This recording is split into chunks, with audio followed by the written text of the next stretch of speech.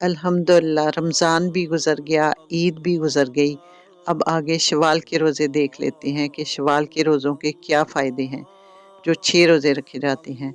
शव्वाल के 6 रोज़े रखने में बहुत सी नीयतें की जा सकती हैं, जैसा कि रमज़ान के रोज़ों में जो कमी वाक़या हुई हो, उस कमी को पूरा करने के लिए, फिर रमज़ान की नेमत का शुक्र अदा करने के लिए शव्वाल के 6 रोज़े रखे जाएँ।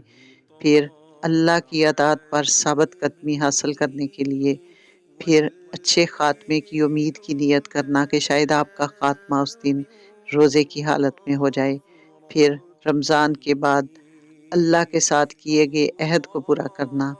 फिर 11 महीनों के बाद रमज़ान में अपने किरदार को सँवारने की जो अमली तब्दीली आई थी, उसकी मुद्दत को थोड़ा और लंबा करना। फिर साल भर के रोज़ों का सवाब हासिल करने की नियत करना। तो अपनी नीयत को बढ़ा लीजिए, क्योंकि नीयत को बढ़ाना अपनी नेकियों को बढ़ाने के बराबर है। तो इस नीयत से शव्वाल के 6 रोज़े रखिए।